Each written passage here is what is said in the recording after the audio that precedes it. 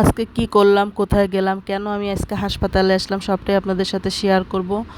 পুরো ভিডিওটা দেখে আসবেন, এটা আপনাদের কাছে অনুরোধ। পুরো ভিডিওটা দেখে তারপর কমেন্ট করবেন। আসসালামু আলাইকুম, সবাই কেমন আছেন? আশা করি ভালো আছেন। আমি আপনাদের দোয়ায় কিছুটা ভালো আছি, তবে পুরোপুরি সুস্থ না, অনেকটাই অসুস্থ। তাই অনেক পরিমাণ জ্বর নিয়ে 103-4 জ্বর নিয়ে হাসপাতালে গেলাম ডাক্তারের কাছে। আমাদের এখানে খুলনা পপুলার হাসপাতাল, অনেক ভালো হাসপাতালটা। তাই চলে গেলাম ডাক্তারের কাছে। ডাক্তার দেখে বলল, টেস্ট দিল, অনেকগুলো টেস্ট করতে চলে আসলাম নিচে। প্রথমে চলে আসলাম, রক্ত টেস্ট দিল আমাকে, অনেকগুলো টেস্ট দিছে, এক্সরে দিছে, রক্ত টেস্ট দিছে, পেশাব পরীক্ষা দিছে, অনেক কিছু দিছে। টেস্টগুলো করার জন্য চলে আসলাম। আমি এমনি ইঞ্জেকশন নিতে খুব ভয় পাই, তারপরও কি করার, এখন অসুস্থতা তো কি আর বলে কয়ে আসে না। সবসময় অনেকটাই অসুস্থ থাকি, কারণ জ্বর আমার লেগেই থাকে, কারণ আমার মানে অনেক রকমের অসুস্থতা। অনেকে ভাবতে পারেন, আপু আপনার কি হয়েছে? আসলে আমার ডায়াবেটিক্সের সমস্যা আছে, ডায়াবেটিক্স অনেক পরিমাণ 14 ডায়াবেটিক্স উঠে গেছে, আর এই জন্য ইনসুলিন নিতে বলছে। কিন্তু আমি ইনসুলিন নিতে অনেকটা ভয় পাই, তাই কখনো আমি ইনসুলিন নিই না। ওষুধ মেডিসিন দিয়ে থাকে, ওই মেডিসিনই খাই। তবে আজ অনেকটা অসুস্থ, আর এই অসুস্থর কারণে আমার জ্বরটা বেড়ে গেছে, কারণ আমার পেটসাব ইনফেকশন আর আপনার রক্ত ইনফেকশন আছে, আর ডায়াবেটিক্স অনেক পরিমাণ। আর এই বয়সে ডায়াবেটিক্স, এটা তো ভাবা যায় না, তাই না? অনেকেই প্রশ্ন করতে পারেন, আপু এই বয়সে আপনার ডায়াবেটিক্স হয়ে গেল? কেউ বিশ্বাস করতে চায়। আসলে ডায়াবেটিক্সের মতো খারাপ কোনো রোগ হয় না, কারণ কি, ডায়াবেটিক্স হলে যেখানে যা একটু কেটে গেলেও সেটা অনেক পরিমাণ ঘাড় সৃষ্টি হয়। আর আমার যে ডায়াবেটিক্স, এই বয়সে অনেক পরিমাণ ডায়াবেটিক্স, আর এই জন্যই অসুস্থতা বেশি। আমি সবসময় জ্বর লেগেই থাকে, জ্বর কখনো যায় না, শরীর দুর্বল থাকে। দেখে বলতে পারেন যে আপু আপনার দুর্বল তো মনেই হচ্ছে না, আসলে অনেক জ্বর। সেইটা নিয়ে আমি হাসপাতালে।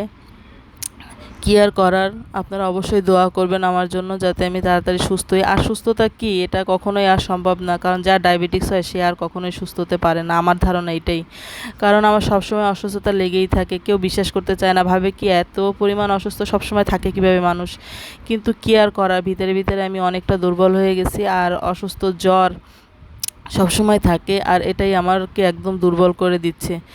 আর আমি রক্ত দেওয়ার পর পেশাব পরীক্ষাটা দিয়ে আমি এক্সরে রুমে চলে যাই, কারণ আমার অনেক পরিমাণ ঠান্ডা লেগে গেছিলো। আর এই জন্যই আমার মানে আগের বার যখন আমি ডাক্তার দেখাইছিলাম, তখন আমার সাইনাক্স ধরা পড়ছিল, ঠান্ডাজনিত কারণে মাথার ভিতরে সাইনাক্স অনেক পরিমাণ হয়ে গেছিলো।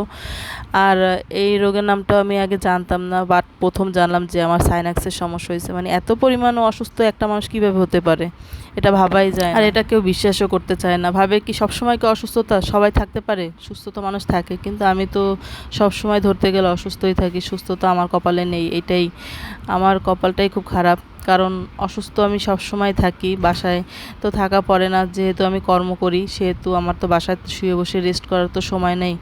তাই কিছুটা হলেও সুস্থ হতে হবে, এই জন্যই ডাক্তারের কাছে আসা। আর আমি সব টেস্টগুলো করার পর ডাক্তার এই টেস্টগুলো কালকে রিপোর্ট, মানে পরের দিন রিপোর্ট দেবে। সেই ভিডিওটা যদি আপনারা চান অবশ্যই দেব। তবে এইটাই আমার মানে হাসপাতালের ভিডিও, কি আর করার। আমাদের এখানে পপুলার হাসপাতাল খুব ভালো, যে ডাক্তারটা দেখায় ডাক্তারটাও খুব ভালো, কারণ একটা মানুষ যে অসুস্থ হয়েছে এটা ডাক্তারটা বুঝতেই দেয় না, তার কাছে প্রকাশ করে না, খুব সামান্যই প্রকাশ করে। আর আমি নিজেই বুঝতে পারতেছি যে আমার কি পরিমাণ সমস্যা দেখা দিচ্ছে। যাক, আমার জন্য সবসময় দোয়া করবেন। আর কি বলবো, যে এই বয়সে আমার ডায়াবেটিক্স, আরও কত কেউ বিশ্বাস করতে চায় না। যাই হোক না কেন, আপনারা অবশ্যই আমার জন্য দোয়া করবেন। আর আমি তো বলেই থাকি, আমার পুরো ভিডিওটা দেখে আসবেন। যাক, কখন মারা যায়, কখন চলে যায় পৃথিবী ছেড়ে কেউ বলতে পারে না, তারপর আমার ভিডিওগুলো থেকে যাবে আপনাদের মাঝে, আপনারা দেখবেন অবশ্যই। আর আপনাদের কাছে আশা করব গুডস কমেন্ট করবেন, ভালো কমেন্টস করবেন, আর বেশি বেশি করে আমার ভিডিওগুলো দেখবেন, শেয়ার করবেন। ভালো থাকবেন, আমার জন্য সবসময় আপনারা দোয়া করেন, এটা আমি জানি, বলার কিছুই নেই। তারপরও বললাম যে আমার জন্য বেশি বেশি করে দোয়া করবেন, আমার পরিবারের জন্য, বাবুদের জন্য দোয়া করবেন, যাতে তারাও খুব ভালো থাকে, সুস্থ থাকে। এটাই আপনাদের কাছে কামনা করি। আর তেমন কিছুই বলার নেই, এখন অনেকটা অসুস্থ, ভয়েস দিতে আমার খুব কষ্ট হচ্ছে। তারপরও আপনাদের ভিডিওটা ছাড়ার জন্য ভয়েসটা দিতেই হচ্ছে, এটা আর কিছু না। ভালো থাকবেন, আল্লাহ হাফেজ।